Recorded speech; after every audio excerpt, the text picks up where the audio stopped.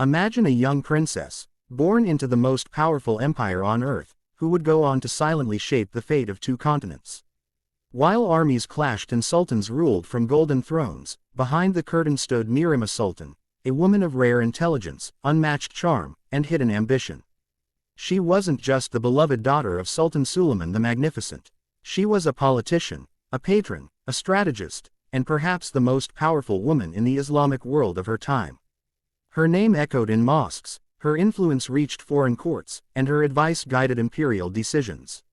Yet most of her story remains veiled, buried in the shadows of history.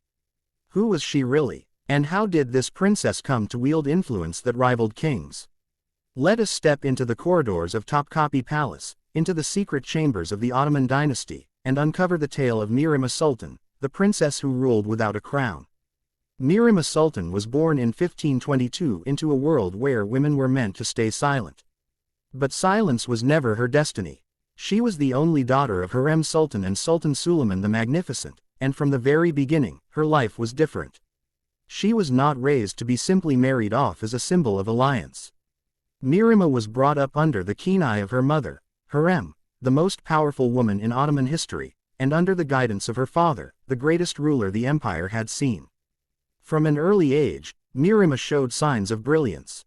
Fluent in multiple languages, well-read in philosophy, astronomy, and politics, she was raised like a royal prince rather than a typical Ottoman princess. Her intelligence was matched by her presence. Elegant yet firm, calm yet commanding, Mihrimah had the poise of a queen long before she ever sat in any seat of power. Her marriage at age 17 to Rustam Pasha, the Grand Vizier, was more than a royal alliance. It was the birth of a political powerhouse. Though many historians argue that the marriage was arranged for power, others believe Mihrimah willingly stepped into the role of a strategist. Through her husband, she accessed the heart of the Ottoman administration.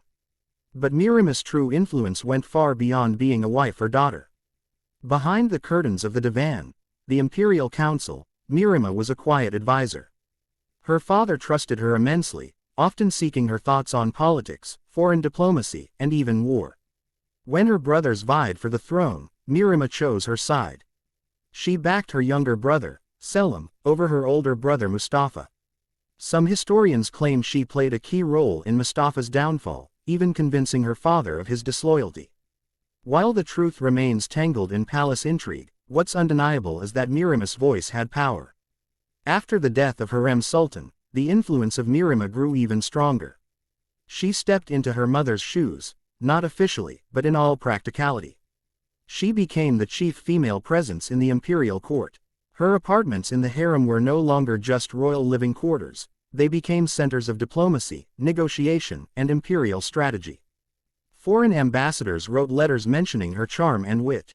She was known to write directly to kings and queens of Europe, acting as an unofficial diplomat for the empire. It was unheard of for a woman to hold such sway, and yet, Mihrimah did it without ever sitting on a throne. One of her most fascinating contributions was in architecture. She was a patron of Mimar Sinan, the greatest architect in Ottoman history. Some believe Sinan was deeply in love with Mihrimah and that his two grand mosques dedicated to her, the Mihrimah Sultan Mosque in Üsküdar and another in Edirneköpü, were symbolic of his devotion. Whether love or loyalty drove him, the result was timeless beauty that still stands today. But Mihrimah's strength was not just in art or politics, it was in her resilience. As the empire began to shift, with internal rebellions and external threats, she remained a constant force. When her father passed away in 1566, many feared the empire would crumble. But Mihrimah stood beside her brother Selim as a trusted advisor. While Selim is often remembered as weak, some historians believe it was Mihrimah who stabilized the throne. She guided her brother through unrest and rebellion, acting as a calming influence over an increasingly fractured empire.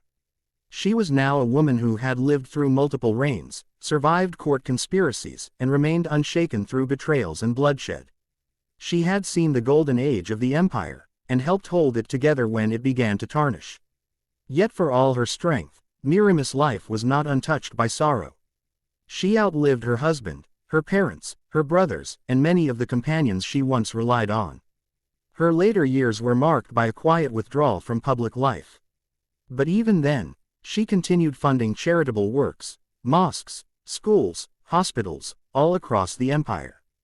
Her name lived on not just in stories, but in stone, ink, and hearts.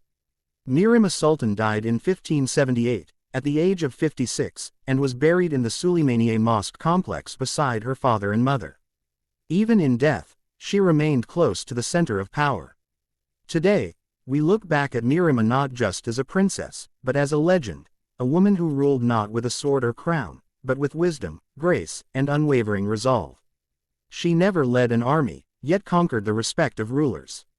She never held office, yet moved the politics of empires.